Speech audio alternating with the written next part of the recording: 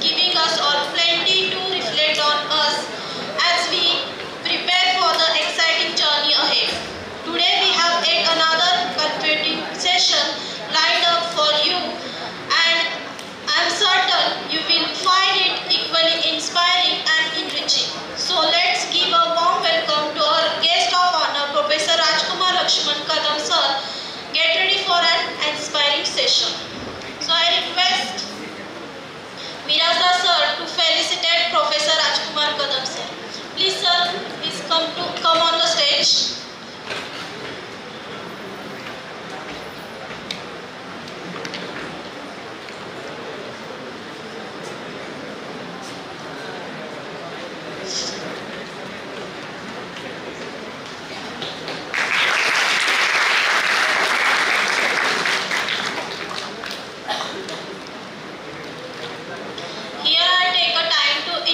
Professor Rajkumar Lakshman Kadam sir. He is a distinguished academician and a renowned figure in the field of English language and literature.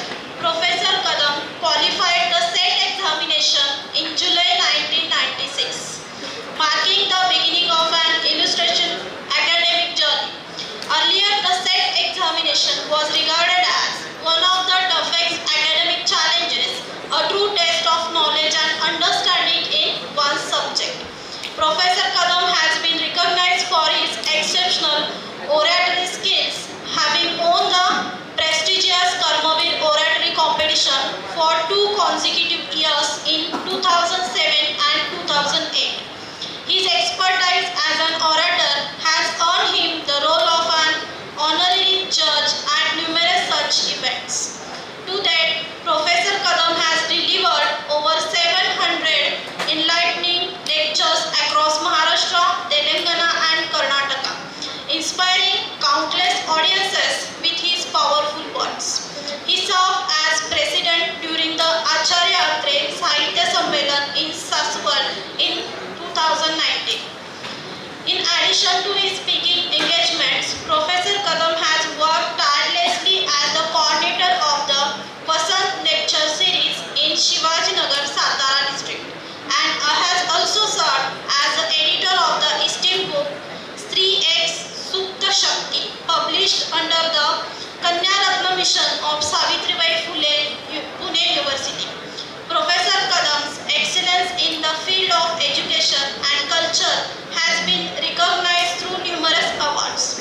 Most recently, in April 2024, he was awarded the National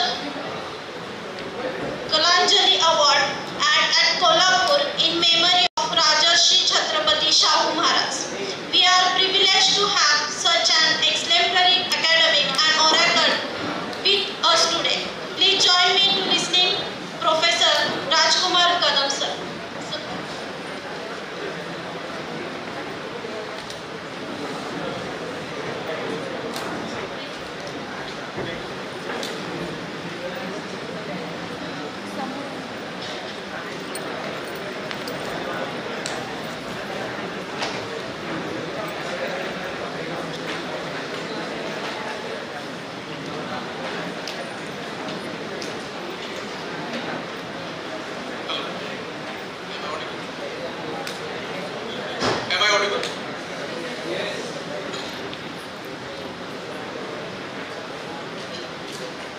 बाल्कनीमध्ये बसलेले सर्व प्रेक्षक आणि रसिक श्रोते, खरं तर ओपनिंगच्या बॅट्समनला शेवटच्या ओव्हरमध्ये बॅटिंग करायला लावलेली.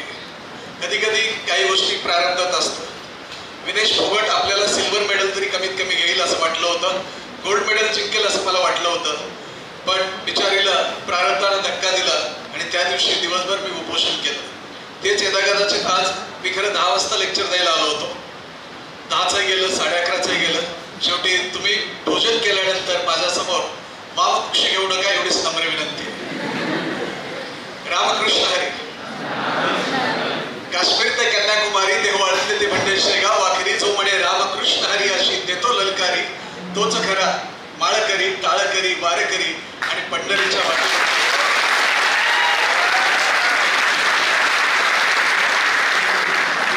असंगाशी संग झाला तर व्यासंगाचा प्रसंग येत नाही, पण एकदा जर व्यासंग असंगाचा प्रसंग आला तर निसंग देखील राहता येत. भक्तीला शक्तीचं अधिष्ठान लाभलं आणि आचाराला विचारांचं प्रतिष्ठान लाभलं की कर्तृत्वाची उंची वाढत जाते.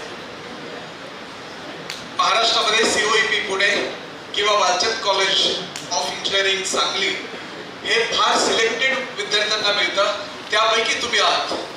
त्यामुळे तुमचं मनपूर्वक अभिनंदन. तुमच्या मला स्वतःला अभियंता व्हायचं होतं, पण त्या काळात ज्या खेड्यातून मी वाढलो, 10वीला मार्क्स कमी पडली, कुठलंही ट्युशन कोचिंग नव्हतं. 12वी मध्ये सायन्स नको म्हणून मी आपलं आवडतं क्षेत्र कला शाखेकडे गेलो, 11वी आर्ट्स.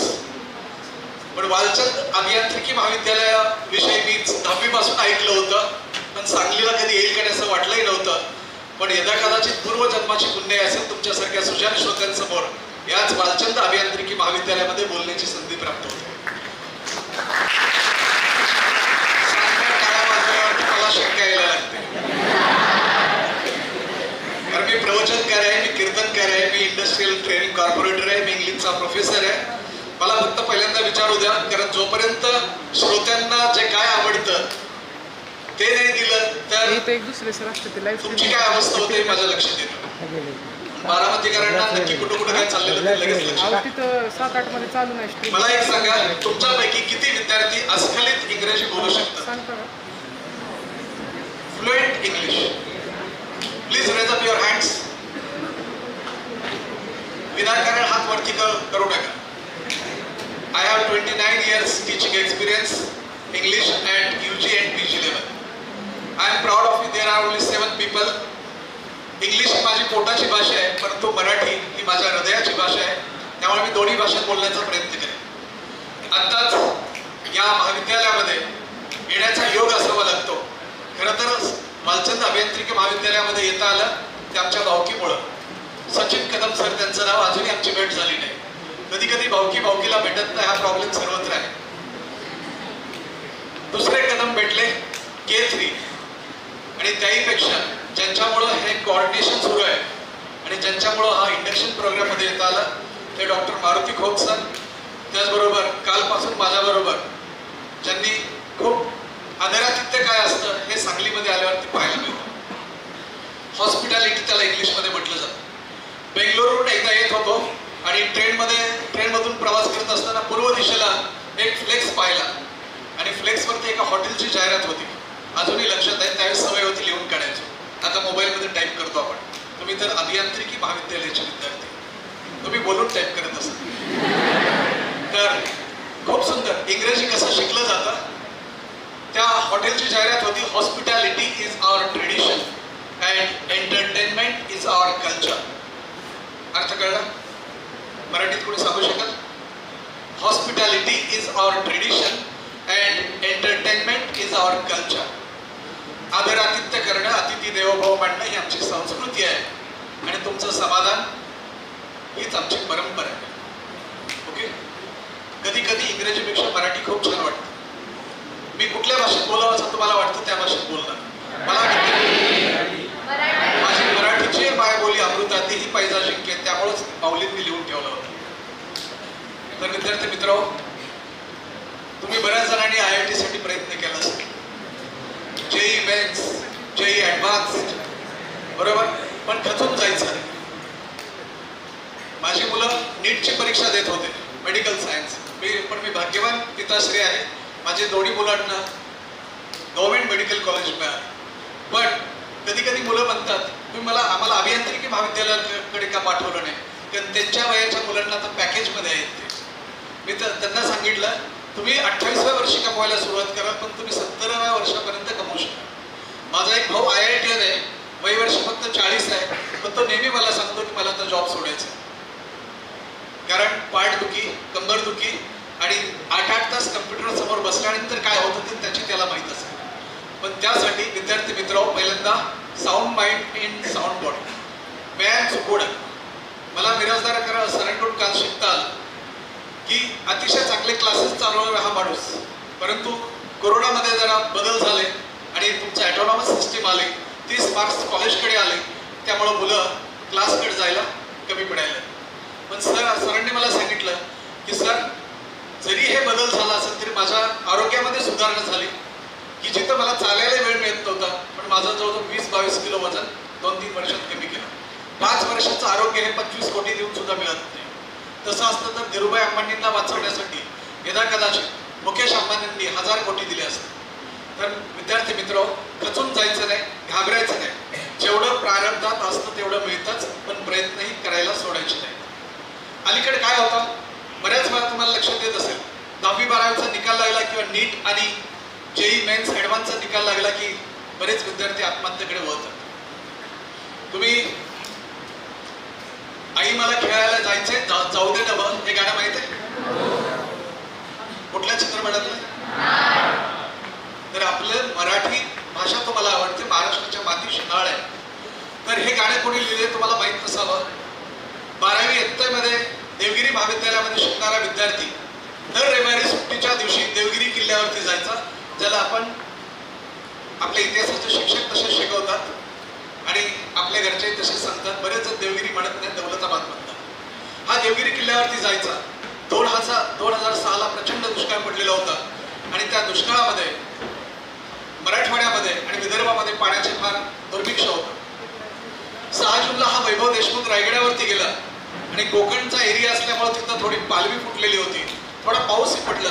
त्याला वाटलं आपल्या गावाकडे संभाजीनगरलाही पाऊस पडला असेल. तिथं गेला पण तशीच परिस्थिती होती आणि वरती गेल्यानंतर त्याला असं सुचलं, अरे एखादं झाड, तुम्ही खूप भाग्यवान आहात की मी पण भाग्यवान आहे. जेवढं तुमचं बालचंद्र महाविद्यालय आहे तितकं सुंदर art, science and commerce college माझं बारामतीचं आहे. म्हणजे सुरुवातीला ज्यावेळेस त्या कॉलेजमध्ये ज्या जॉब मिळाला इतका आनंद झाला की आपण स्वप्नात आहोत का असं वाटायला लागलं. त्यांचं इन्फ्रास्ट्रक्चर आहे, जे स्पेस आहे आणि झाडं आहेत. तर वैभव देशमुखला वाटलं की झाडाकडून आपण काहीतरी शिकलं पाहिजे. तुम्ही तुमच्या अंगणामधलं, घरासमोरचं, शेतामधलं झाड बघितल्यानंतर पावसाळ्यामध्ये वेगळं दिसतं, हिवाळ्यामध्ये वेगळं दिसतं आणि वसंत ऋतू ज्यावेळेस असतो त्यावेळेस ते वेगळं दिसतं. उन्हाळ्यामध्ये कुठलंही झाड तुम्हाला व्हॉट्सअप, इंस्टाग्रामवरती काय मेसेज करतं की मुळ्यांना पाणी हवं आहे, जलसंपदा मंत्र्यांना जीमेल लिहितं, मेल पाठवतं. झाड ऊन सहन करतं आणि त्या मुलाला सुचली कविता, झाडं असतात विद्यार्थी, ऋतू त्यांचे गुरु असतात. झाडं असतात विद्यार्थी, ऋतू त्यांचे गुरु असतात. झाडांचीही असते परीक्षा, झाडं देखील पेपर देतात. ऊन पाऊस वादळ वारा अवघड अवघड विषय असतात. ऊन पाऊस वादळ वारा अवघड अवघड विषय असतात. झाडांनाही ताण येतो, झाडं देखील कंटाळतात. अशा वेळी झाडं पाखरांचं गाणं ऐकतात आणि जगत राहणं याला झाडं मेरिटमध्ये येणं म्हणतात. जगत राहणं याला झाडं मेरिटमध्ये येणं म्हणतात.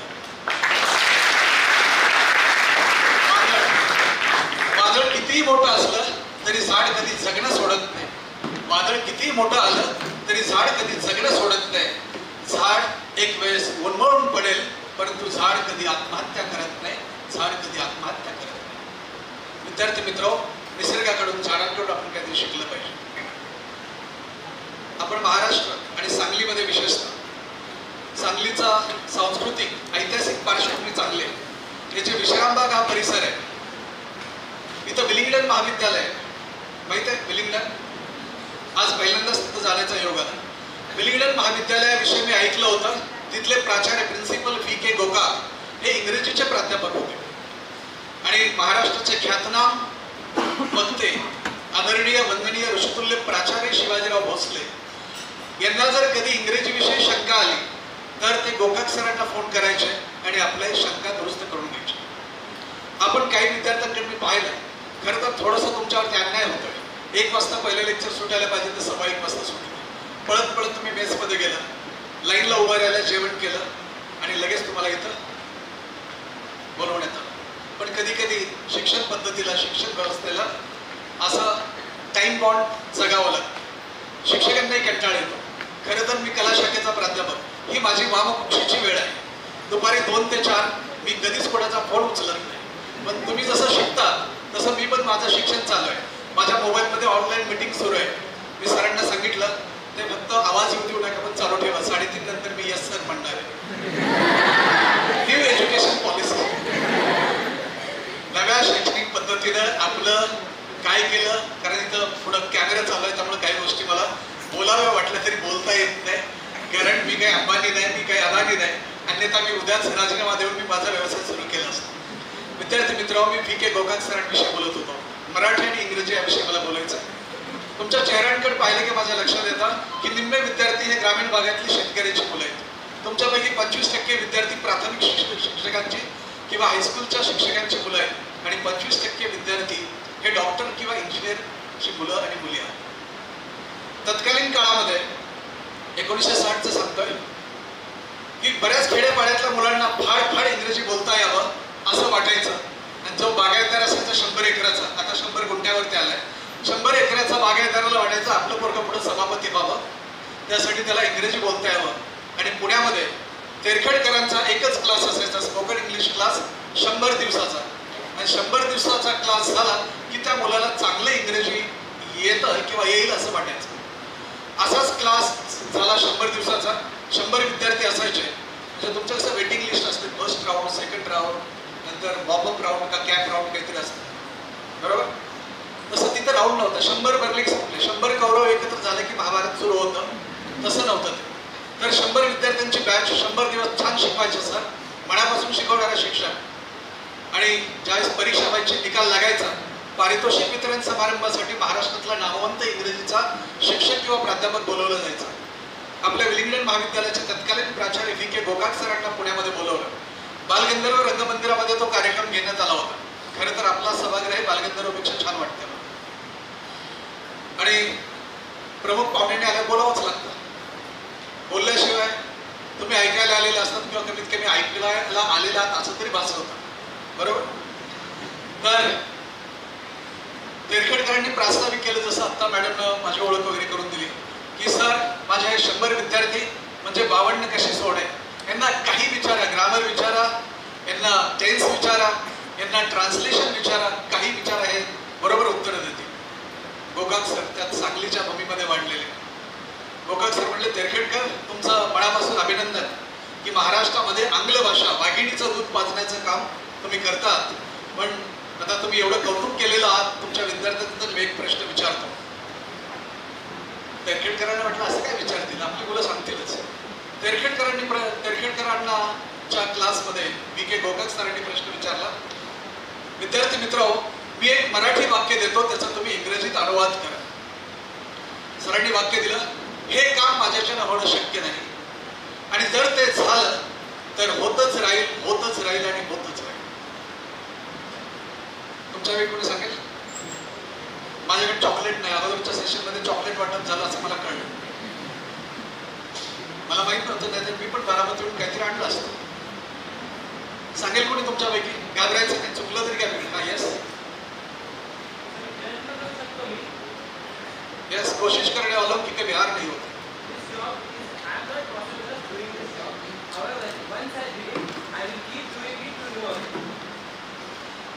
बरोबर आहे. ओके, तू इंग्लिश मीडियम स्कूलचा आहेस? मराठी माध्यमातून शिकलेला माझ्यासारखा कोणी आपल्यापैकी? मराठी माध्यमिक शाळेचा? तुमचं कसं आहे? मी प्राध्यापक व्हायला जेवढा खर्च झाला होता तेवढा माझा मूल पहिलीत घालण्यापर्यंत झाला, नर्सरी LKG. तर तुमच्या बाबतीत तर पुढं काय होईल?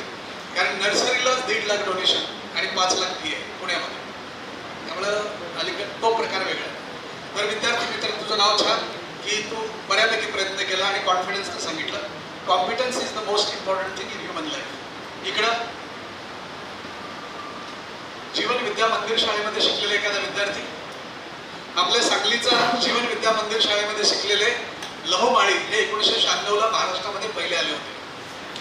त्यावेळेस ते DYSPचं पोस्ट, आता ते SP वगैरे झाले असते. पण मी 96 साली प्राध्यापक झाल्यानंतर मी पेपरमध्ये वाचलं होतं, कृष्णा नदीच्या काठावरती म्हशीवरती बसून अभ्यास करणारा मुलगा सांगलीचा हा महाराष्ट्रात पहिला आला होता. मराठी माध्यमिक, सगळे इंग्लिश मीडियमवाले आहात. आंग्ल भाषेच्या गौरीशंकर आहात आपण. आंग्ल भाषा म्हणजे इंग्रजी. ओके, नाही कोणी सांगत मुलींमध्ये आपण कुठंच कमी नसतो. येस, हे काम माझ्याच्यानं होणं शक्य नाही आणि झालं तर ते होतच राहील, होतच राहील आणि होतच राहील.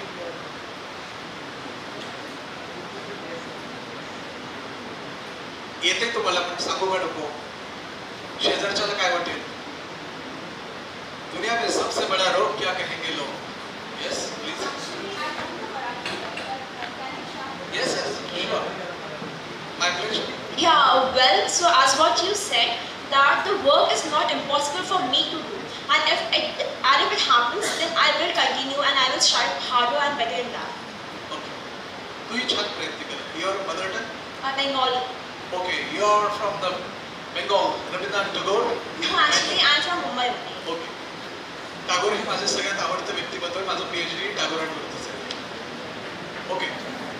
मी सांगतो ते बघा. असं मधून पडून जाऊ नका. कार्यकर्ते आहेत का विद्यार्थी आहेत?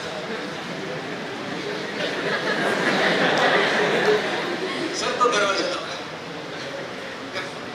अलीकडे पक्षांतर होतं. कोण कुठल्या पक्षातून कुठं जातं कळत नसतं.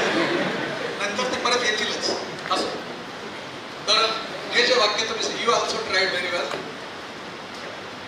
Doing this work is highly impossible. हे काम माझ्याच्यानं होणं शक्य नाही. अवघड. Doing this work is highly impossible. But if it is done, then it will be done.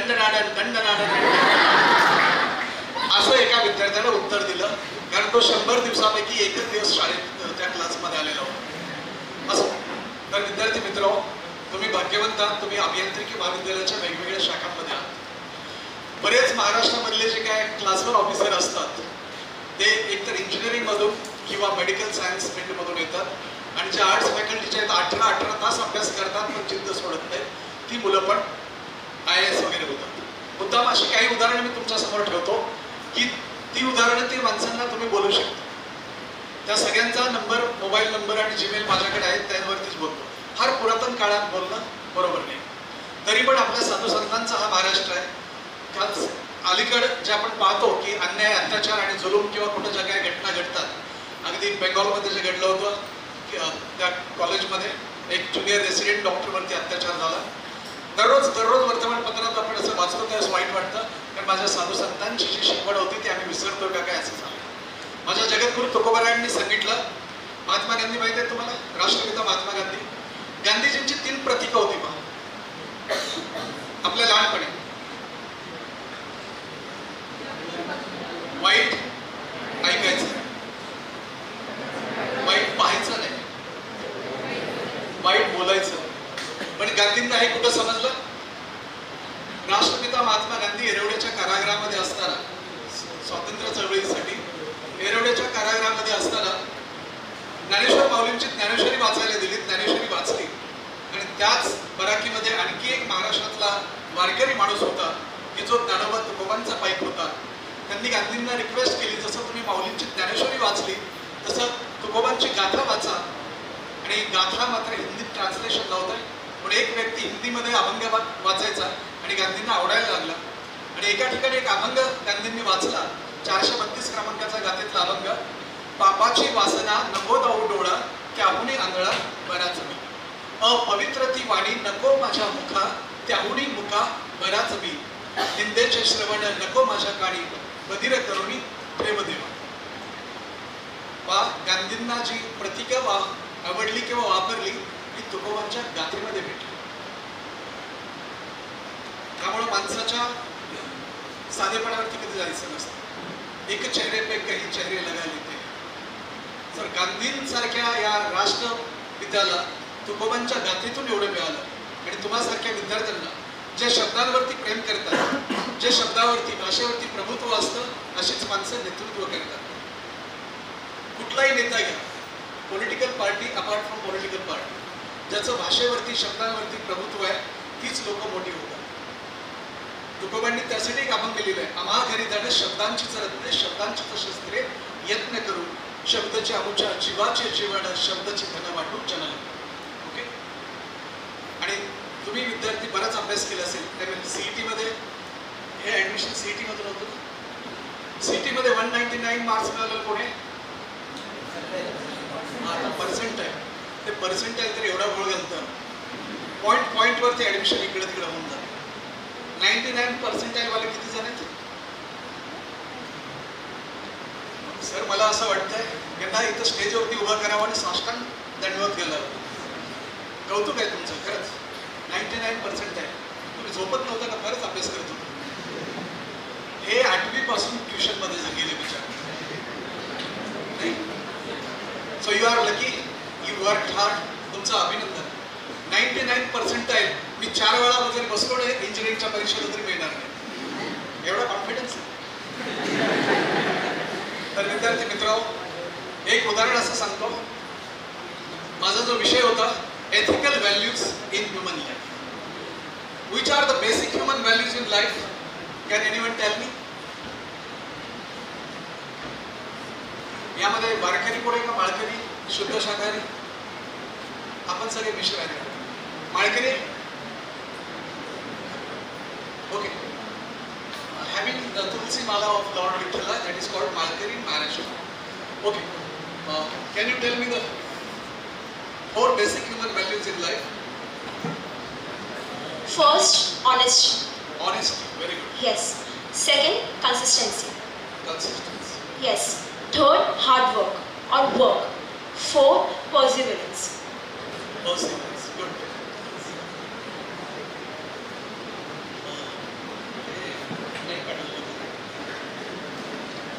ठीक आहे, काय प्रॉब्लेम असं. पॉवर पॉईंट प्रेझेंटेशन मी पाठवलेलं होतं.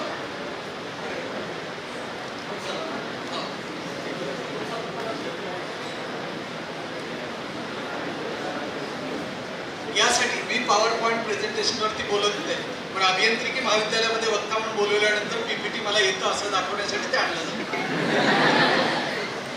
कारण मला सरळ व्याख्यान द्यायची सवय आहे. So you said consistency, honesty, perseverance, and something else. Anyone else? Which are the 4 basic human values? Pen पाठवलेली सर. खोत सरांच्या मेलवरती आहे, मिराजदार सरांच्या मेलवरती आहे. सर एक सांगतो, जे 4 नेम आहेत. क्षमा, एकच म्हणजे 4.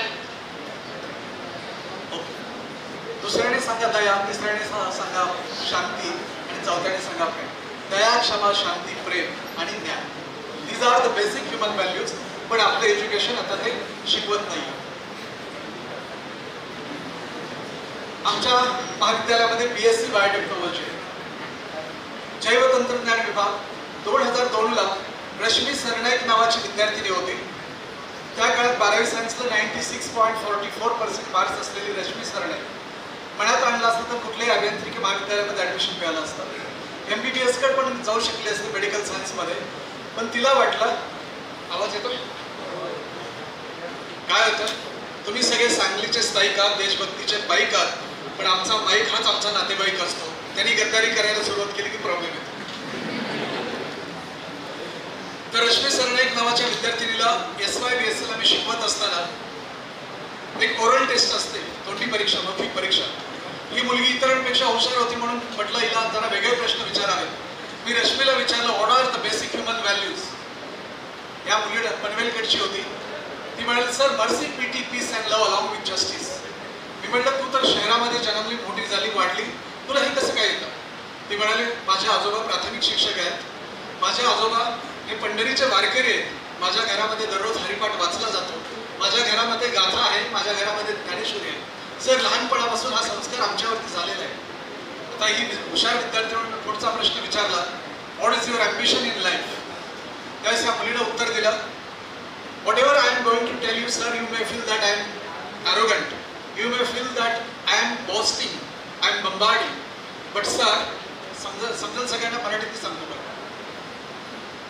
Sir, I will complete my BSc Biotechnology with first class and distinction. Then I will go to IIT Powai, MSc Biotechnology. I will qualify with gold medal. And then, sir, for research for my PhD, I will go to California University. Sir, PhD is not the copy, cut and paste, but it is the original and substantial contribution to the field of education. Sir, मी कॅलिफोर्नियामध्ये गेल्यानंतर त्या लॅबोरेटरीमध्ये असं एखादं बी किंवा रोग तयार करेन, ते बी किंवा ते रोग भारतामध्ये घेऊन येईल. माझा देश हा कृषी प्रधान देश आहे. माझ्या देशामध्ये कधी पाऊस पडतो, कधी पडत नाही, पण ते रोग किंवा ती बी आपल्या देशामध्ये आणल्यानंतर त्या रोपामधून खूप धनधान्य प्राप्त होईल. प्रतिकूल हवामानामध्ये सुद्धा खूप भरघोस उत्पन्न मिळेल. आणि सर, माझा शेतकरी सुखी आणि समृद्ध होईल. सर माझ्यासाठी नाही पण माझ्या शेतकऱ्यासाठी आणि माझ्या देशासाठी माझ्या त्या संशोधनाला नोबेल पुरस्कार प्राप्त व्हावा ही माझी महत्वाकांक्षा आहे. That's my ambition.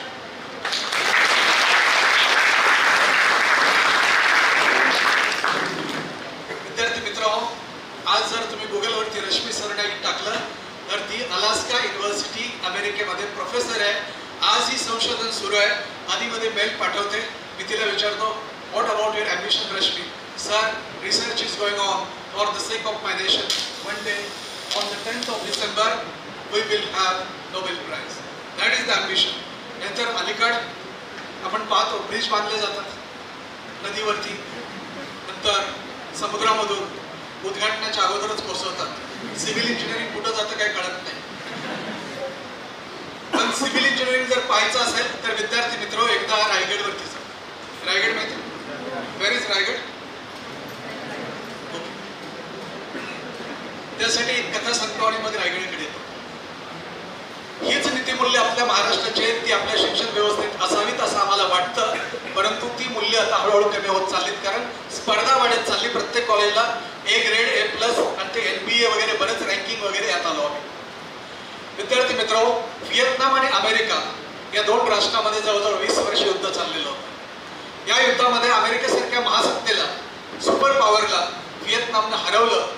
ज्यावेळेस व्हिएतनामनं हरवलं त्यावेळेस अमेरिकेच्या काही पत्रकार तिथे गेले आणि जर्नलिस्टनं त्या व्हिएतनामच्या राष्ट्राध्यक्षांना विचारलं, तत्वज्ञानावरती आधारलेला देश आता तंत्रज्ञानाकडे झुकला आहे. फार मनावर घेऊ नको हे असं बोलवलं. तुम्ही पाहत चला, मी बोलत राहतो. तर व्हिएतनामच्या राष्ट्राध्यक्षांना प्रश्न विचारला, अमेरिकेसारखी महासत्ता आहे, अमेरिकेसारख्या महासत्तेला तुम्ही 20 वर्ष झुंजवत ठेवला आणि तुम्ही जिंकला. What is the secret of your success? ज्यावेळेस व्हिएतनामचे राष्ट्राध्यक्ष म्हणाले, यात काही फार विशेष नाहीये.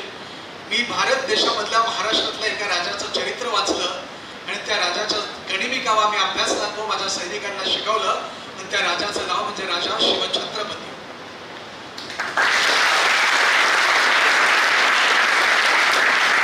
ज्यांच्या धैर्यशौर्य आणि चातुर्याने महाराष्ट्राची अस्मिता जागली, ज्यांच्या शुभ्रधबल चारित्र्याने सह्याद्रीची वाढ उंचावली आणि ज्यांच्या पावन वास्तव्याने आणि मृत्यूने रायगडाची गणना ही महाराष्ट्राच्या तीर्थक्षेत्रांच्या मांदियात झाली, असा चारित्र चक्रवर्ती जाणता राजा शिवछत्रपती हे महाराष्ट्राचं आराध्य देव.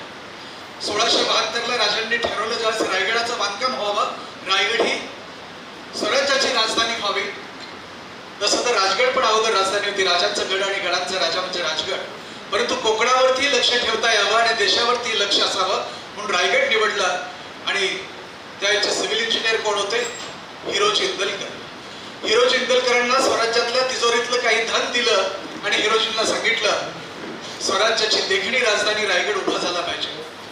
जवळजवळ 1.5 वर्ष काम सुरू राहिलं.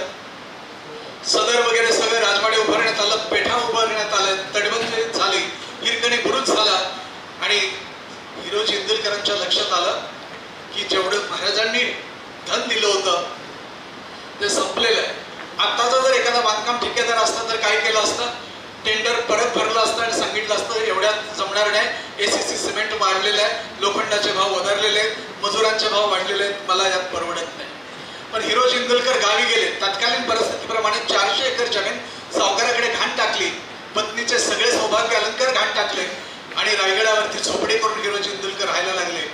आणि ज्यावेळेस राज्याभिषेक झाला त्यावेळेस महाराजांच्या काळामध्ये जवळच्या एका सेनापतीने सांगितलं, राजे, हा जो एवढा देखणा रायगड उभा केलाय, अगदी टकमक टोकापासून ते भवानी टोकापर्यंत, याचं श्रेय जातं हिरोजी इंदलकरांना. पण राजे, तुम्हाला एक गोष्ट माहीत नसेल, ज्यावेळेस रायगडाचं बांधकाम सुरू होतं त्यावेळेस स्वराज्यातल्या तिजोरीतून जेवढं धन तुम्ही दिलं होतं तेवढं काम झालं नाही. हिरोजीनं आपलं 400 एकर जमीन घाण ठेवलेली आहे. राजांना आश्चर्य वाटलं की एवढा स्वामिनिष्ठ मावळा, स्वराज्यनिष्ठ हा राष्ट्रभक्त कसा? त्यावेळेस हिरोजीला सदरेवरती बोलवण्यात आलं आणि हिरोजींना सांगितलं, हिरोजी हे खरं आहे का? त्यावेळेस हिरोजी म्हणाले, राजे, तुम्ही तर रयतेसाठी रक्त सांडता, मी तर फक्त थोडंफार माझा हातभार लावलेला आहे. त्यावेळेस हिरोजींना राजांनी विचारलं, हिरोजी, एवढा मोठा त्याग तुम्ही स्वराज्यासाठी आणि रायगडासाठी केला, तुम्हाला काय हवं ते मागा. विधानसभा जवळ आली, आपल्यासारख्या हिरोजीने काय मागितलं असतं? हिरोजी म्हणाला, राजे, काही नको, राजा म्हणाले, हिरोजी तुमचं काम खूप मोठं आहे, हिरोजी काहीतरी मागा. तर आमच्या हिरोजी इंदलकरांनी काय मागितलं, राजे जर काही मला द्यायचंच असेल तर ज्यावेळेस तुम्ही रायगडावरती याल त्यावेळेस तुम्ही सकाळी जगदीश्वर मंदिराचं दर्शन घ्यायला जाता, जगदीश्वराच्या दर्शनाला जाल त्यास ते पहिली जी पायरी आहे त्या पहिल्या पायरीवरती माझं नाव कोरण्याची फक्त मला परवानगी द्यावी राजा. राजे म्हणाले, हिरोजी मागून मागितलं काय तर फक्त एका पायरीवरती नाव कोरण्याचं, असं का? तर आमचा हिरोजी म्हणतो, राजे ज्यावेळेस तुम्ही रायगडावरती असाल आणि जगदीश्वराचं कुलदैवताचं दर्शन घ्यायला जाल त्यावेळेस तुमच्या चरणाची धूळ त्या पहिल्या पायरीवर म्हणजे माझ्या नावावरती अभिषेक करत राहील, एवढं भाग्य दुसऱ्या कुणालाच मिळणार नाही. म्हणून राजे फक्त त्या पायरीवरती नाव कोरण्याची मुभा द्या. आज जर कधी रायगडावरती गेला तर महाराजांच्या समाधीसमोर किंवा जगदीश्वर मंदिराच्या पहिल्या पायरीवरती तुम्हाला वाचायला मिळतं, सेवेच्या ठाई तत्पर हिरोजी इंदलकर. ज्यावेळेस आता 15 सप्टेंबर सर विश्वेश्वरय्या यांचा जन्मदिन आपण राष्ट्रीय अभियंता दिन म्हणून साजरा करतो, पण बऱ्याच मुलांच्या स्टेटसमध्ये काय होतं, हिरोजी इंदुलकरच्या पायरीचा फोटो होता आणि काय लिहिलं होतं, सीमेंट में जान होने से कुछ नहीं होता, दिल में ऐसी जान और निष्ठा होनी चाहिए कि हर एक हिरोजी रायगड बनाने वाला चाहिए. फक्त सिमेंट आणि लोखंडामध्ये जान असून चालत नाही,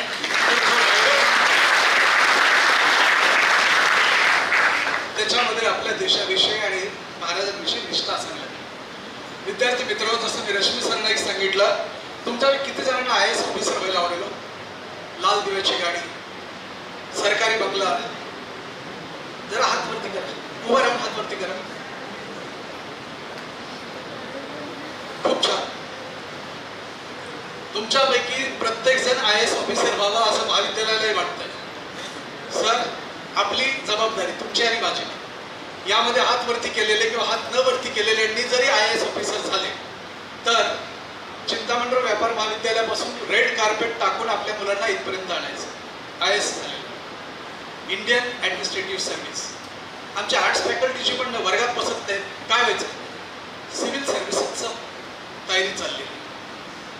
मी वाट पाहतो, मी आमच्याही मुलांना सांगतो, जर माझ्या आर्ट्स फॅकल्टीमधला एखादा विद्यार्थी जर IAS झाला तर आमच्याकडे पेन्सिल चौक आहे विद्याप्रतिष्ठान शेजारी, तिथून रेड कार्पेट स्वतःच्या घरचा. विद्यार्थी मित्रांनो, एक अशी गोष्ट मी सांगणार आहे तुम्हाला की तितकी प्रतिकूल परिस्थिती आपल्यापैकी कुणाचीच नाही. आपल्या परवानगीने थोडं पाणी पिऊ. सांगलीकरांच्या इशाऱ्याशिवाय मी कुठली गोष्ट करत नाही.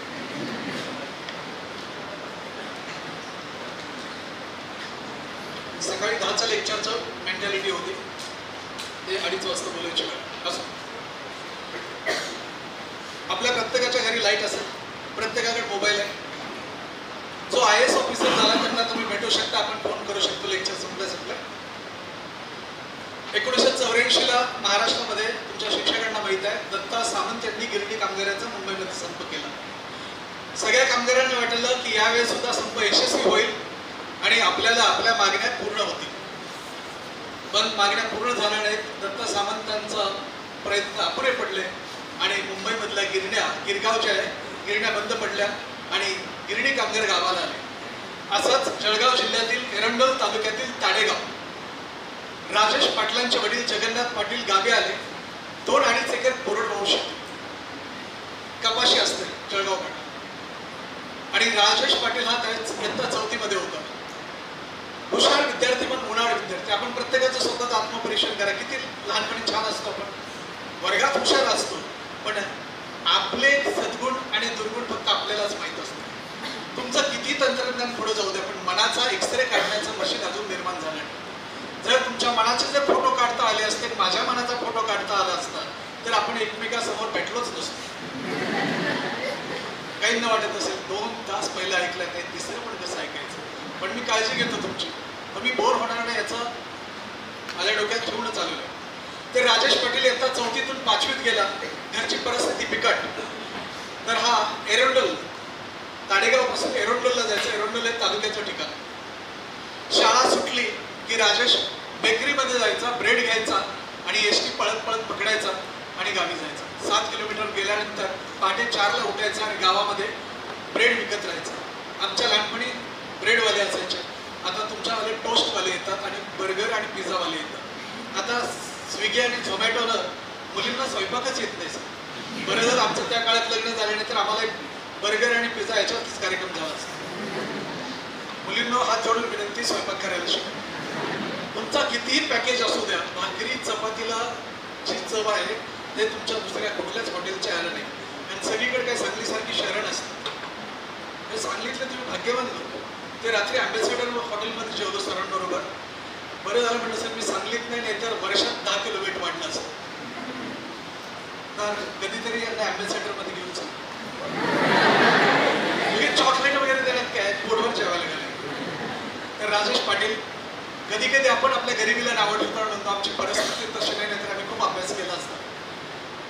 जे बाबळीखाली अभ्यास करतात झाडाखाली ते मोठे होतात. ते उदाहरण परत.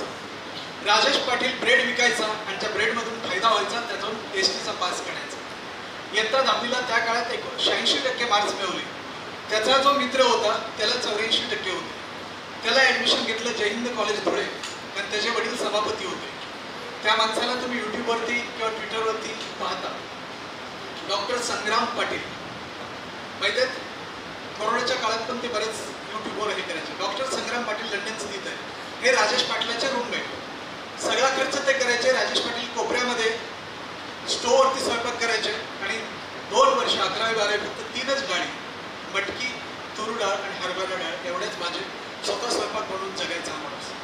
12वीला राजेश पाटील 88% मार्क्स आणि संग्राम पाटील 82% मार्क्स. ते MBBS ला गेले आणि या विचाराला पुढे काय करावं काय कळेल. एक मोठी दिदी होती, तिचं लग्न झालं आणि तिला नाशिकला जे महानगरपालिकेचे टँकर असतात त्यावरती ड्रायव्हर म्हणून काम करणारे चतुर्थ श्रेणी कर्मचारी हे त्याचे आपल्या भाषेत दाजी, बहिणीच्या मिस्टर. शेवटी बहिणीला माहित होतं की आपला भाऊ खूप हुशार आहे पण वडिलांच्या परिस्थितीमुळे शिकता येत नाही, म्हणून तिने आपल्या जीवनसाथीला विचारलं आणि 10 बाय 10च्या पत्र्याच्या खोलीमध्ये आपल्या ताईबरोबर तो राहायला लागला. KTHM कॉलेज नाशिकमध्ये ॲडमिशन. पण कधी कधी नियती चांगल्या माणसांची खूप सत्व परीक्षा घेते. Rajesh Patil second year BSc ला असताना गोदावरी नदीला, आता नाशिकला जसे पूर आले होते तसा पूर आला आणि टँकर त्या गोदावरी नदीच्या पुलावरून चाललेलं असताना स्टेअरिंगचं रॉड तुटलं आणि मेवड्याला त्या गोदावरीच्या पात्रामध्ये टँकरसह जलसमाधी मिळाली. सर्वत्र आभाळ फाटलं का अशी परिस्थिती निर्माण झाली. आता करायचं काय. शेवटी ताई परत आईबरोबर राहायला गावाकडे गेली. राजेशने ठरवलं काही झालं तरी आपण शिक्षण आपण सोडायचं नाही.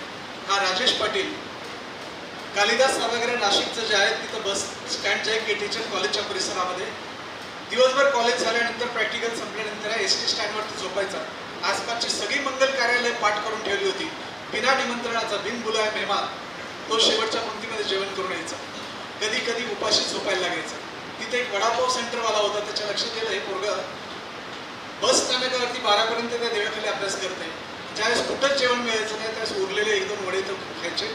असं चाललेलं होतं. आणि एक दिवशी मुंबईवरून कल्याण, इगतपुरी, कसारा घाटातून बस आली. पहाटे 4ला बस वळत असताना टर्न होताना ब्रेक दाबले गेले आणि बसचा आवाज आला म्हणून राजेश जरा झोपेतून जागा झाला. सहज कुठली बस आहे म्हणून पाहायला लागला. डोळे चोळत होता. तेवढ्यात त्याच्या लक्षात आलं की त्या बसमधून त्याच्याच एक शिक्षिका खाली उतरत होत्या. एका हातामध्ये ॲरिस्टोक्रॅटची बॅग होती आणि एका हातामध्ये छोटं 3 वर्षाचं बाळ होतं. राजेश हा अतिशय नम्र आणि अभ्यासू विद्यार्थी पळत पळत गेला आणि मॅडमला म्हणाला मी काय मदत करू का. आम्हा शिक्षकांची एक सवय, इतक्या पाठ तू ST स्टँडवरती काय करतोस. मॅडमला विचारलं. त्यावेळेस राजेश म्हणाला मॅडम रात्री 2 वाजता मी जळगाववरून आलो. मला माझ्या रूमपर्यंत जायला भीती वाटली म्हणून मी बस स्थानकातच थांबलो. खरं तर तो खोटं बोलला. मॅडम म्हणाल्या कुठे राहतोस. आता पत्ताच नव्हता. म्हटलं सर मॅडम मी कालिदास सभागृहाच्या पलीकडच्या गल्लीत राहतो. मॅडम म्हणाले माझा एक बंगला तिकडेच आहे, माझं वास्तव्य माझं घर तिकडेच आहे. असं करू आपण तिथपर्यंत रिक्षात जाऊ, तू माझ्याकडे थांब, सकाळी चहा पी आणि जा. 6च्या दरम्यान राजेश पाटीलला चहा दिला. कपातला चहा बशीत ओतला आणि पहिला घोट घेतला. त्याचा खळकन डोळ्यातून अश्रू आले. त्या पाठीमागच्या 2.5 वर्षात चहा कधी पिलेलाच नव्हता. त्याच्या आईला पण चहा आवडायचा. ह्या महाराष्ट्रामध्ये सरांना विचारा 1980-85ला अशी परिस्थिती होती की चहाला गरिबाच्या घरात साखर नसायची, गुळ असायचा. आता परत महाराष्ट्राची परिस्थिती उलटी झाली. गुळाचा चहा असं बोर्ड आपल्याला वाचायला मिळतं. चुलीवरची भाकरी उलट झालं. शिक्षण व्यवस्था. तर राजेश पाटील तिथं गेला आणि मॅडमने विचारलं काय झालं. त्याच म्हणाला मॅडम मी खोटं बोललो.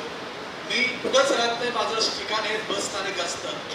आणि कर्मवीर गुलाबराव पाटलांच्या साताऱ्याच्या कॉलेजमध्ये शिकलेल्या अलका पाध्ये नाव त्या प्राध्यापिकेचं. ती म्हणाली, राजेश उद्यापासून तुम्ही माझ्या घरी राहायचं, तू स्वाभिमान आहेस, माझ्या चौथीतल्या मुलाला थोडं शिकवायचं.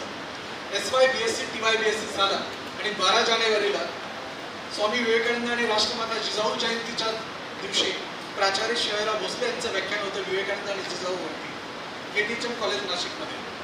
प्राचार्यांच्या व्याख्यानाने राजेश इतका भारावून गेला.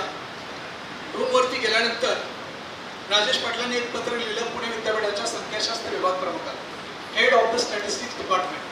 आता तुम्हाला कळेल हेड कसे असतात ते तुमच्या विभागात. ज्यावेळेस प्रोजेक्ट सुरू होतात ना त्यावेळेस खरे शिक्षक खरे करतात. त्यावेळेस त्यांनी काय पत्र लिहिलं की सर अजून पेपर सेटिंग झालं नसेल पण या वर्षीचा गोल्ड मेडलिस्ट अख्ख्या पुणे विद्यापीठामध्ये 3 जिल्ह्यामध्ये नाशिक, नगर आणि पुणे मी पहिला येणार. असं भावनेच्या भरात कधी कधी भारावून जाऊन मुलं पत्र लिहितात. आणि खरोखर विद्यार्थी मित्र, त्या वर्षीचा TY BSc ची परीक्षा झाली, निकाल लागला. परीक्षा झाल्यानंतर आपण मामाच्या गावाला जातो बरोबर, किंवा नातेवाईकांकडे जातो, फिरायला जातो. राजेश पाटीलची TY BSc ची परीक्षा झाल्यानंतर आई बरोबर तो विहीर खोदायचं काम त्यावेळेस वेगळं असायचं. आता ते JCB पॉकलेन आले की खाली जाऊन ती पाठीने ते मुरुम वगैरे काढायला लागायचं. 2 महिने आई बरोबर तो विहिरीच्या कामावरती जायचा की जेणेकरून ऍडमिशन घेताना ऍडमिशनची फी भरता येईल. राजेश पाटलांचा निकाल लागला त्यावेळेस विद्यार्थी मित्र 87.78% मार्क मिळवून राजेश पाटील तिन्ही जिल्ह्यात सावित्रीबाई फुले पुणे विद्यापीठात पहिले आले होते. पहिला आल्यानंतर आपण पाहतो किती फ्लेक्स लागतं. साधं पोलीस कॉन्स्टेबल म्हणून भरती झाली ना तर गावातून मिरवणूक स्टेटसला दुसऱ्या दिवशी हॅट्रिक केली बघा. तर राजेश पाटील ज्यावेळेस जळगाववरून निघाले, महाराष्ट्र एक्सप्रेसमध्ये बसले जी गोंदियातून निघते जळगाव मार्गे कोल्हापूरला पोहोचले. पुणे स्टेशनवरती दुपारी 1:30 वाजता ती ट्रेन आली. ट्रेनमधून खाली उतरले आणि रिक्षावाल्याला विचारलं पुणे विद्यापीठाला जायला किती पैसे घ्याल काका. रिक्षावाला म्हणाला 80 रुपये. राजेशच्या लक्षात आलं 80 रुपयासाठी 4 दिवस भर उन्हात तो विहिरीवरती काम करायचं. तो म्हणाला काका मला एवढंच सांगा, त्याच गुगल किंवा फोन असण्याचा प्रश्न होता, पुणे विद्यापीठाला रस्ता कोणता जातो आणि किती किलोमीटर आहे. त्या रिक्षावाल्याने सांगितलं 4.5 किलोमीटर जायला लागेल पश्चिम दिशेला. राजेश पाटील म्हणाला ठीक आहे.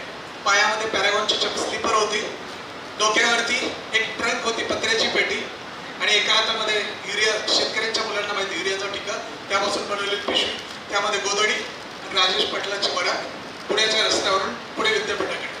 2:30च्या दरम्यान पुणे विद्यापीठाच्या गेटवरती पोहोचले आणि तिथं वाचलं या क्रिया मानसः पंडिता.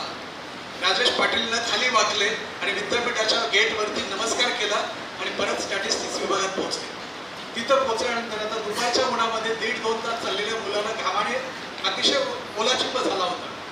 एका शिपाई काकांना विचारलं की काळे सर कुठे आहेत, हेड स्टॅटिस्टिक्सचे, मी त्यांना भेटायला आलोय. ते शिपाई म्हटले की 2:30 वाजता सर आता जेवायला गेले, 2:15ला परत येतील. तो आपला तिथंच पायरीवरती बसला, पाणी पिला आणि 2:15ला ज्यावेळेस काळे सर स्कूटरवरती आले त्यावेळेस सरांना म्हणाला की सर मी राजेश पाटील 12 जानेवारीला पत्र लिहिलं होतं सर, मी पुणे विद्यापीठामध्ये पहिला आलोय सर, पण आम्हा शिक्षकांचा तुमच्यावरती कुठे विश्वास असतो. सर म्हणाले तुझा निकाल दाखव, हॉल तिकीट दाखव, आधार कार्ड दाखव. कारण असं गबाळ्यासारखं दिसणाऱ्या मुलाला पहिला येईल असं त्यांना वाटलंच नाही. ज्यावेळेस त्या सरांनी पाहिलं याचं मार्कशीट त्यावेळेस ओलाचिंब झालेल्या राजेश पाटलाला आलिंगन दिलं काळे सरांनी, VS काळे त्यांचं नाव, आणि म्हणाले बाळा एवढा कॉन्फिडन्स आलाच कुठून. त्या सांगता राजेश पाटील म्हणतो सर मी जिजाऊचं चरित्र वाचलंय, मी स्वामी विवेकानंदांचं चरित्र वाचलंय, मी प्राचार्य शिवाजीराव भोसले यांचं व्याख्यान ऐकलं आणि त्या दिवशी ठरवलं होतं मी पुणे विद्यापीठात पहिला आहे. विद्यार्थी मित्र, काळे सर म्हणाले बाळा तुझी परिस्थिती जरा वेगळी दिसते पण आपल्याकडे कमवा आणि शिका योजना आहेत, कमवा आणि शिका योजनेमध्ये काम करशील. तो म्हणाला आनंद. विद्यार्थी मित्र, MSc first part, MSc second पार्टमध्ये असताना एकाच वेळेस सेट, नेट आणि JRF तिन्ही परीक्षा पास आणि MPSC मधली क्लास 2ची जी पोस्ट असते स्टॅटिस्टिशियन ती परीक्षा पास झाले. आणि एकदा सेकंड इयरमध्ये सुट्टीत असताना राजेश पाटील ज्यावेळेस गावी होते त्यावेळेस आईला शेतात काम करू लागायचे आणि दुपारी जेवताना एका बाबलीच्या झाडाखाली आई आणि दोघं जेवत होते. तेवढ्यात त्या रस्त्यानं पाचोरा जळगाव रोडनं 3 गाड्या गेल्या. एक लाल दिव्याची गाडी होती, एक पिवळ्या दिव्याची गाडी होती आणि एक निळ्या दिव्याची गाडी. त्याची आई म्हणजे जिजाऊच्या गावची सिंदखेड राजा. आईनं राजेशला विचारलं राजेश लाल दिव्याच्या गाडीतून एखादा मंत्री संत्री जातो मला माहित आहे. निळ्या दिव्याची ॲम्ब्युलन्स दवाखान्याची असते, पण ते ॲम्बर लाईट ते पिवळ्या दिव्याची गाडी काय असते. जसं राजेश म्हणाला आहे, त्या दिव्याच्या गाडीतून एखाद्या जिल्ह्याचा SP किंवा जिल्हाधिकारी जातो, ज्याच्या ताब्यात सगळी पोलीस यंत्रणा असते किंवा महसूल यंत्रणा असते. त्यावेळेस जिजाऊच्या गावची आई म्हणाली, राजेश आपल्याला मंत्री वगैरे व्हायचं, पण माझे डोळे मिटण्यावर एकदा तुला त्या पिवळ्या दिव्याच्या गाडीतून घरासमोर आलेलं पाहायचं आहे. त्यावेळेस या मुलानं शेतातली माती कपाळाला लावली आणि आईच्या चरणावरती मस्तक ठेवलं आणि आईला वचन दिलं होतं, आई मी हे वचन पूर्ण करणार. क्लास 2ची पोस्ट स्वीकारली, वडिलांचं कर्ज फेडलं, 2 खोल्याचं घर बांधलं आणि 3 वर्षांनी राजीनामा दिला आणि खिशात 6,000 रुपये घेऊन राजेश पाटील दिल्लीला गेले. 6,000 रुपये दिल्लीत एका महिन्यातच संपले. राजेश पाटील एका 3 स्टार हॉटेलमध्ये वेटरचं काम करायचे, दुपारी 3 ते रात्री 11 पर्यंत. त्यानंतर थोडी झोप आणि अभ्यास सुरू व्हायचा.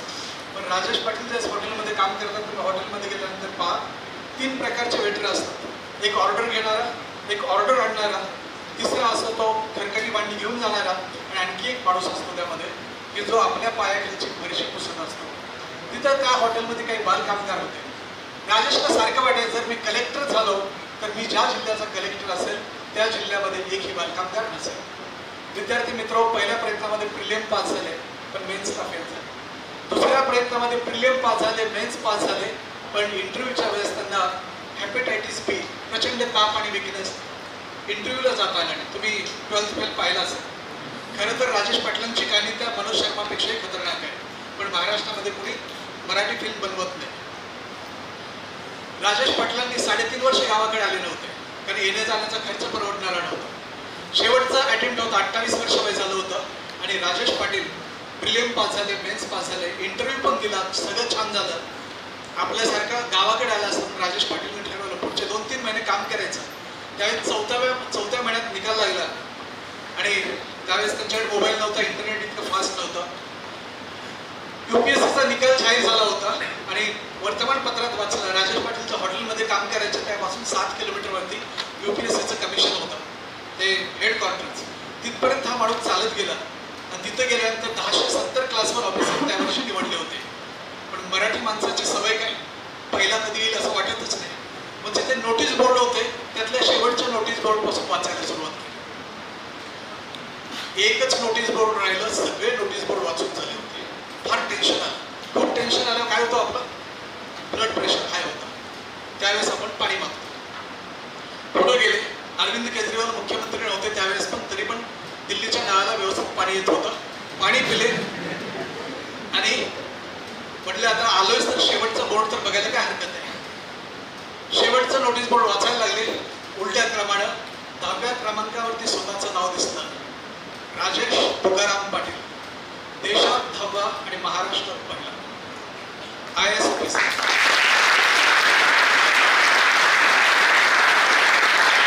पळत गेले. STD बूथ, पिवळा बॉक्स असायचा अगोदर, STD बूथ, तुम्ही तेच 5वी 6वीत असाल.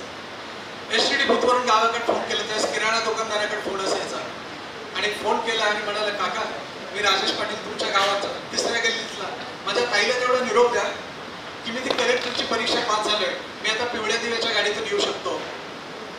तो दुकानदाराने तिथं सगळं सोडलं, खडी साखर घेतली एका डब्यातली आणि पळत पळत राजेश पाटीलच्या घरी गेले. ताई स्वयंपाक करत होती चुलीवरती आणि ताईला म्हणाला, देवापुढे हा प्रसंग ठेवा, तुमचं पोरगं कलेक्टर झालंय, 10 मिनिटांनी परत पोळून येणार आहे. ती ताई बिचारी घाम पुसत तसंच सगळं सोडून परत STD बूथच्या समोर थोड्या वेळाने फोन वाजला आणि आवाज आला, ताई ताई मी कलेक्टर व्हायनो. खानदेशी भाषेत राजेश बोलला. ताई फक्त होके देत होते. आणि राजेश पाटीलचं पुस्तक आहे ताई मी कलेक्टर व्हायनो, त्यामधल्या शेवटच्या 4 ओळी खूप महत्त्वाच्या आहेत. राजेश पाटील दीपस्तंभ फाउंडेशनच्या माध्यमातून ज्या सुट्टीला घरी येतात त्यावेळेस शाळा कॉलेजेसमध्ये लेक्चर द्यायला जातात. इंडक्शन प्रोग्रामला आमच्यासारख्याला बोलवण्याऐवजी राजेश पाटलासारख्याला बोलवलं पाहिजे. जे खऱ्या अर्थानं स्वतः सेल्फ मेड करिअर आहे त्यांचं. राजेश पाटील आपल्या पुस्तकाच्या शेवटी लिहितात, आपण खचायचं नसतं, मी प्रत्येक वादळ पेलीन माझ्यात आत्मविश्वास आहे. मी प्रत्येक वादळ पेलीन माझा आत्मविश्वास आहे. माझ्या पायाशी जमीन तर पाठीशी आकाश आहे. माझ्या पायाशी जमीन तर पाठीशी आकाश आहे. मी जमिनीत पाय घट्ट राहून सह्याद्रीसारखा ताट आहे. अरे जाऊन सांगा त्या वादळांना, जाऊन सांगा त्या वादळांना तुमची माझ्याशी गाठ आहे. तुमची माझी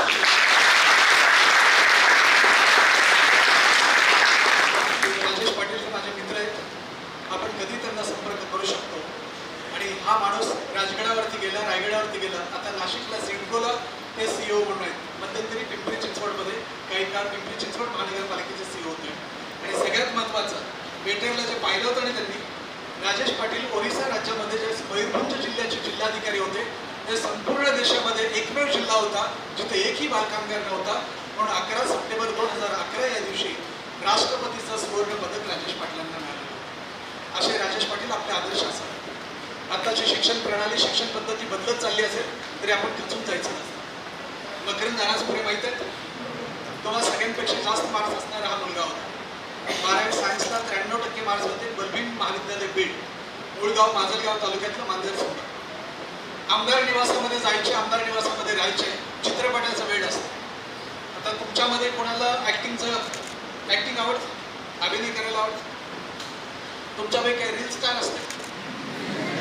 कुणाचं कधी नशीब उघडेल माहीत. आमच्या बारामती परिसरातला तो वैभव चव्हाण परवा आऊट झालेला बिग बॉस मधून. तो सूरज चव्हाण जो आहे ते गणपती मोरगाव आहे, त्याच्या शेजारी मोठी मोडव्यातला मुलगा. अतिशय गरीब घरातला हा. पुढं मरियाईचं मंदिर आहे त्याच्या घरापुढं. आई वडील लहानपणी वारले. हा सूरज टिकटॉकच्या वेळेस फेमस झाला. टिकटॉक बंद झाल्यानंतर उपासमार व्हायला लागली. तर मरियाईच्या मंदिरामधले जे नैवेद्य असतात तो खाऊन जगला. जेजुरीच्या गड्यावरती म्हणजे काय मिळेल. त्याच्या आयुष्यातले त्या गावातल्या कुणालाच कधी वाटलं नव्हतं की सूरज चव्हाण सारखा मुलगा बिग बॉस मध्ये जाईल. पण मनाने तो सगळ्यात जास्त पवित्र आहे. जर कधी फार पाहू नका, थोडं फास्ट मध्ये पाहून घ्या. मी पण कधी पाहत नव्हतो, पण माझी जी कन्या आहे ते सूरज चव्हाणसाठी ती थोडं फास्ट मध्ये पाहते की माणूस दिसतो कसा महत्वाचा नाही, माणूस आतून असतो कसा. आणि जी नीतिमूल्य असतात, दया, क्षमा, शांती, न्याय, प्रेम, या नीतिमूल्यावरती अशी माणसं घडतात. प्राचार्य शिवाजीराव भोसले नेहमी म्हणायचे, समतेच्या तीरावर ममतेची मंदिरं निर्माण व्हायची, उभारायची असतील किंवा उमलत्या बुद्धीच्या उगवत्या पिढीवरती जर संस्कार व्हायचे असतील तर आमच्या मुलांना परत एकदा संतवाणी शिकवा. आमच्या देशभक्तांच्या किंवा श्यामची आई, साने गुरुजींचं श्यामची आईचं अभिवाचन घराघरामध्ये आणि वर्गावर्गामध्ये झालं पाहिजे. साने गुरुजी माहिती आहे, खरा तो एकच धर्म जगाला प्रेम अर्पावे. तुम्ही तेवढंच फक्त लक्षात ठेवता आणि शेजारीच व्हॉट्सअप सुरू करता. खरा तो एकच धर्म जगाला प्रेम अर्पावे अशी शिकवण अखिल महाराष्ट्राला आणि जगाला देणारे साने गुरुजी हे वंदनीय आणि पूजनीय असले पाहिजे. त्यावेळी जिल्हा परिषदेची शाळा नाव काय असायचं? जीवन विद्या मंदिर. आम्ही जीवन विद्या मंदिरामध्ये शिकलो आणि तुम्ही इंटरनॅशनल इंग्लिश मीडियम स्कूलमध्ये शिकलो. तुमच्या शाळेचं नाव असतं ग्लोबल, नॅशनल, इंटरनॅशनल. शाळा वाईट नसते, फक्त सिस्टीम जरा चुकीच्या व्हायला लागली असं. मी मकरंद अनासपुरे यांच्याविषयी बोलत होतो. मकरंद अनासपुरे शेवटी 10-12 वर्ष काढलीच. एक फक्त चित्रपट आला होता बा. एका चित्रपटामध्ये साईड हिरोचं काम केलं होतं. महाराष्ट्राच्या राजकारणावरती तो चित्रपट होता, सरकार नाम. त्यानंतर कामच मिळालं नाही. शेवटी भावाला एक पत्र लिहिलं की किती दिवस मी तुझ्या जीवावरती जगायचं. आता मी गावाकडे येतो, आपला सत्यनारायण पूजा वगैरे शिकतो, लग्न लावायचा तो कार्यक्रम शिकतो आणि मी आता माझा अभिनयाचा वेळ बंद करतो. बंधूंनी काय केलं, 15 पैशाचं पोस्टकार्ड फक्त उलट टपाली पाठवलं आणि त्या पोस्टकार्डमध्ये फक्त 4 लाईन्स होत्या. किती जणांना अधूनमधून डिप्रेशन येतं? हाच प्रॉब्लेम आहे. आपल्याला डिप्रेशन येतं पण आपण कधीच व्यक्त होत नाही. महाराष्ट्रामध्ये, आपल्या देशामध्ये सर्वात जास्त आता डर्मेटॉलॉजी चालते. रील स्टारमुळे मेकअप असतो, डर्मेटॉलॉजी, त्यानंतर रेडिओलॉजी, नंतर MD. पण काही दिवसानंतर सायकॅट्री हा भाग सर्वात जास्त वरचा असतो. प्रत्येकाला काही ना काही डिप्रेशन येतं, आपण फ्रस्ट्रेशनमध्ये जातो. मकरंद अनासपुरेंची तीच अवस्था झाली होती, पण भावाने फक्त 4 लाईन्स लिहिल्या. त्या पत्रामध्ये लिहिलं, फलक की चाह थी जहाँ बिजलियाँ गिराने की, फलक की चाह थी जहाँ बिजलियाँ गिराने की, मुझमें भी दम है वहाँ आशिया बनाने की, वहाँ आशिया बनाने की. कधी कधी परिस्थिती चित्र विचित्र आहे. कधी कधी तुमचा परीक्षा जवळ येते ना, एकदम आपण ब्लँक होऊन जातो. थोड्या वेळ चिंतन करायचं. उद्यापासून प्रत्येकाने सूर्यनमस्कार, थोडं चाललं, प्राणायाम आणि योगा करा. जे फिजिकली फिट असतात ते मेंटली फिट राहतात. ज्यावेळेस रस्त्याने चालणारी माणसं बघितली फार वाईट वाटतं. कधी कधी लहानपणी आपण पाण्यातून पडलेलो असतो, छोट्या मेंदूवरती पडलो, मोठं होतो राहतो आणि मज्जातंतू मात्र विस्तारित होत नाही आणि अचानक डोक्यावरती परिणाम होतो. आणि अलीकडे मेडिकल सायन्स आपलं फार विचित्र आहे. आजारापेक्षा ज्या मेडिसिन दिले जातात ते फार भयानक असतं. कारण डॉक्टरांचे मोठमोठे दवाखाने चालावेत म्हणून ते परत रिसायकलिंग करतात आपलं. तर विद्यार्थी मित्र, तुमचं वाचन मनन चिंतन असू द्या आणि रात्री 9 नंतर इंटरनेट बंद करायला शिका. बरेच जण ट्विटर, इंस्टाग्राम, स्नॅपचॅट आपण आभासी जगात खूप जगतोय.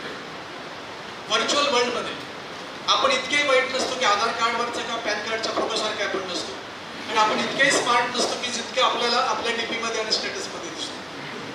आणि आज तुम्ही बघा, आज 20 सप्टेंबर 2024. कधीतरी मी पण तुमच्यासारखा दिसत होतो, कधी गांधीजी झाले मलाही कळलं. आज तुमचा फोटो काढून ठेवा आणि 20 वर्षांनी तोच फोटो पहा आणि मग तुम्ही म्हणणार जाने कहा गए हो दिन. तर प्रत्येक क्षणाचा सुखाने उपभोग घ्या, आनंद घ्या. को करिक्युलर एक्स्ट्रा करिक्युलर ॲक्टिव्हिटीजमध्ये सहभागी व्हा. थोडंसं स्टेज डेअरिंग वाढवा. जसं your name please. Okay, Riya. She is more confident. She has a linguistic competence. So try to speak English like Shashi Tharoor. Try to speak Hindi like Kumar Bishwas. Try to speak Marathi like my friend Nitin Bangude Patil. So these are the role models. Nitin Banugade Patil 10/10च्या घरात एका शिक्षकाचा मुलगा. सांगू बानगुडे पाटील विषयी थोडं. एवढ्या fast का बोलू शकत माहिती आहे? नितीनला अस्थमा आहे. लहानपणी दमा असलेला माणूस इतक्या फास्ट बोलू शकतो. रहमतपूर टू औंध हे जे अंतर आहे 17 किलोमीटरचा, हा सायकलवरती जायचा आणि औंधच्या पायऱ्या पळत पळत चढायचा. डेमोस्थानीच हा त्याचा आदर्श होता. म्हणून नितीन बानगुडे पाटील जे एका टप्प्यात बोलतात स्पीडमध्ये, वक्तृत्वाच्या जोरावरती माझा मित्र पुढच्या ज्यावेळेस विधानसभा संपेल त्यावेळेस तो विधान परिषदेवरती असेल. खरं तर भगतसिंग कोश्यारी नावाच्या त्या राज्यपालामुळं नाहीतर 12 पैकी पहिल्या टॉपचा आमदाराचं नाव नितीन बानगुडे पाटलांचं होतं. पण कशामुळं रात्रंदिवस प्रवास करावा लागला, वाचन करावं लागलं, प्रॅक्टिस करावी लागली आणि स्वराज्यावरती जशी निष्ठा होती हिरो जिंदलकरांचा, तशी छत्रपती शिवाजी महाराज आणि संभाजी महाराजांवरच्या निष्ठेपोटी हा मुलगा त्या पद्धतीने पुढे गेला. आणि अतिशय नम्र बोलताना आवाज तुम्हाला असं वाटणार नाही, पण ज्या स्टेज आलं आणि माईक समोर आला की अंगात विरसणी संचारते. अमोल मिटकरी पण तोही माझा मित्र आहे की एकदम साध्या किराणा दुकानदाराचा मुलगा होता, पण वक्तृत्वाच्या जोरावरती ही सर्वसामान्य कुटुंबातली मुलं महाराष्ट्राच्या राजकारणाच्या पटलावरती कुठं ना कुठं दिसायला लागली. त्यामुळे वक्तृत्व मराठीतील असेल, हिंदीतील असेल, इंग्रजीमधील असेल, पण शब्दांवरती प्रेम करा. तुम्हाला शब्द हे नेतृत्व करायला शिकवतील, दातृत्व करायला शिकवतील. आणि जर एखादा विद्यार्थी गरीब असेल, तुम्ही मोठे झाल्यानंतर त्याच्यासाठी तुम्ही दान करायला पण शिका. विद्यार्थी मित्र, कुठलाही लीडर ह्या जगामधला, the leader is he who knows the way, goes the way and shows the way. जाता जाता स्वामी विवेकानंदांचा शिक्षण व्यवस्थेवरचा जो विचार आहे तो आपल्या UGCनं आणि आपल्या सगळ्या महाविद्यालयांना अंगीकारला पाहिजे. What Swamiji said about education, we want that education by which the character is form, the strength of mind is increased, the intellect is expanded, and by which one can stand on one's own feet. आम्हाला असं शिक्षण हवं आहे ज्यामधून चारित्र्य संपन्न युवक युवती निर्माण होतील, ज्यामधून मनाचा विकास होईल, बुद्धीचा विस्तार होईल. आणि ते शिक्षण घेतल्यानंतर आम्ही खऱ्या अर्थानं स्वावलंबी होऊ. पण आम्हाला असं शिक्षण मिळतं का? सेट, नेट, JRF, PhD झालेले लोकांना सुद्धा ज्यावेळेस CHBवरती काम करावं लागतं त्यावेळेस वाईट वाटतं. माझ्याच कॉलेजमध्ये माझ्या इतकेच लेक्चर घेणारी माणसं, पण आमच्या पगारामध्ये 10 पटीचा ज्यावेळेस फरक पडतो त्या शिक्षण पद्धतीमध्ये खऱ्या अर्थानं समता आणि समानता आहे का याविषयी शंका यायला लागली. विवेकानंदांचं चरित्र जरूर वाचा. विद्यार्थी मित्र, शिकागोच्या धर्म परिषदेमध्ये स्वामी विवेकानंद ज्यावेळेस गेले ते पहिलं वाक्य पाठ असेल येतं कदाचित तुमच्या सगळ्यांना. 11 सप्टेंबर 1893. प्रत्येक जण यायचा आणि लेडीज अँड जेंटलमॅन असं म्हणायचं. स्वामीजी ज्यावेळेस बोलायला उभं राहिले त्याच्या अगोदर एका माणसानं स्वामीजींच्या हातामध्ये जे ग्रंथ होता आपल्या धर्माचं आणि त्या ग्रंथाची खिल्ली उडवली होती. कारण तिथं कुराण होतं, तिथं बायबल होतं अनेक देशातल्या वेगवेगळ्या धर्माचे धर्मग्रंथ होते आणि विवेकानंदांनी ज्यावेळेस भगवद्गीता तिथे ठेवली त्यावेळेस मुद्दाम तिथल्या माणसाला सगळे ग्रंथ भगवद्गीतेच्या वरती ठेवले आणि कुचकुच केली. त्यावेळेस विवेकानंदांना फार वाईट वाटलं आणि विवेकानंद बोलायला उभा राहिल्यानंतर my brothers and sisters of America, it fills my heart with a joy unspeakable to rise in response to the warm and cordial welcome which you have given to us. 3 मिनिटं आणि 32 सेकंदाचं भाषण संपलं. पण जाता जाता त्या माणसाला ते म्हणाले की भगवद्गीता ही भारतीयांची जी प्रमुख धर्मग्रंथ आहे तो खाली ठेवला आणि कुचेष्टा केली. पण एक लक्षात ठेवा, भगवद्गीता जर बाजूला केली तर वरचे सर्व धर्मग्रंथ ढासळतील. त्यामुळं जगातल्या सर्व धर्माचा पाया ही आमची भगवद्गीता आहे हे विवेकानंदांनी तिथं सांगितलं.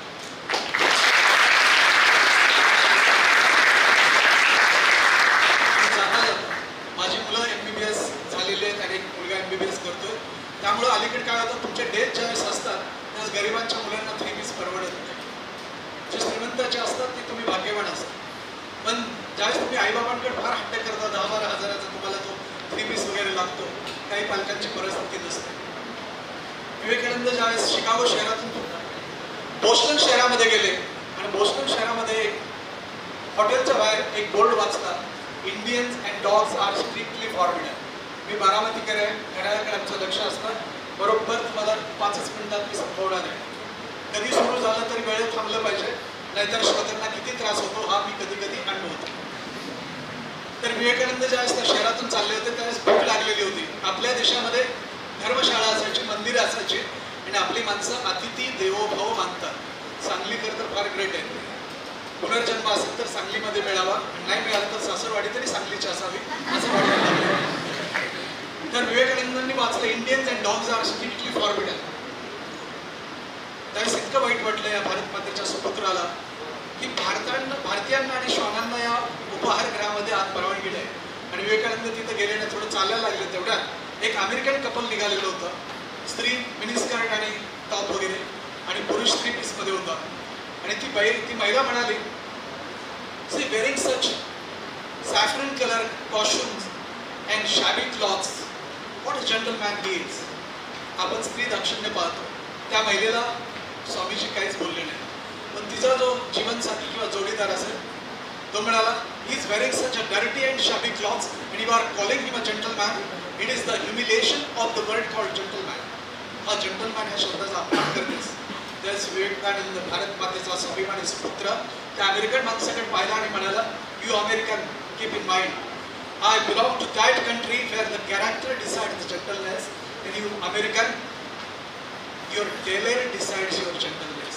मी त्या भारत मातेचा सुपुत्र आहे जिथून चारित्र्यावरून आमची सभ्यता जपली जाते आणि तुमचा टेलर ही तुमची सभ्यता शिकवतो.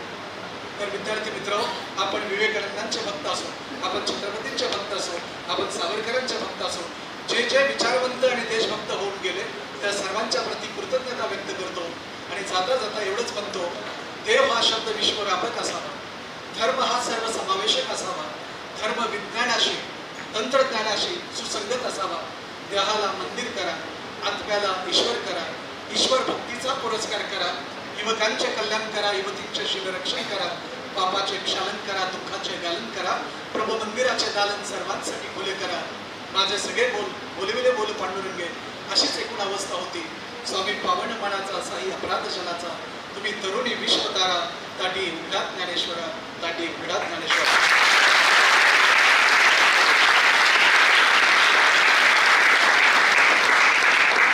Thank you, Professor Kadam sir. Your speech on human values was a powerful reminder of importance of character, morality and ethics. Your passion and conviction have inspired our students to embody these values in their personal and professional lives. Your thoughtful insights and real-time examples are really inspired our students. Thank you very much.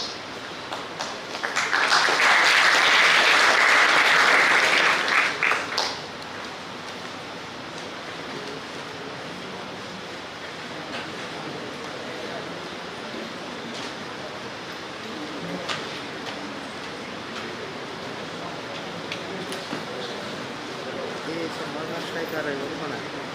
उद्या शेवट सोमवारपासून इलेक्शनचा election कसं चालू काय चालू election ते आले आता काय नाही. So anyone have any question regarding this session? You can ask. We can take 5 to 10 minutes over the question answer session. If anybody is having any questions regarding this session, you can ask.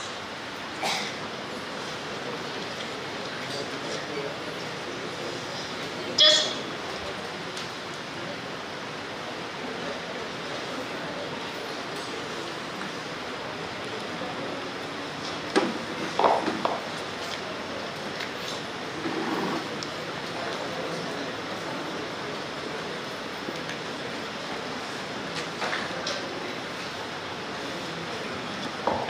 नमस्कार sir, माझं नाव मधुरा सत्यनारायण करांडे. मी pollution सांगलीचीच आहे आणि माझी मातृभाषा मराठी आहे. आणि आजचं हे स्पीच ऐकल्यावर मला माझ्या मराठी भाषेबद्दल अभिमान वाटतोय. आणि जो आपल्या मराठी भाषेचा फील आहे तो कोणत्याच भाषेत नाही असं मला वाटतंय. हे स्पीच तुमचं खूपच प्रेरणादायी होतं आणि मला यातून खूपच प्रेरणा मिळाली आहे. आणि या 2-3 दिवसात जे लेक्चर झालं, I think this is one of the best lecture of this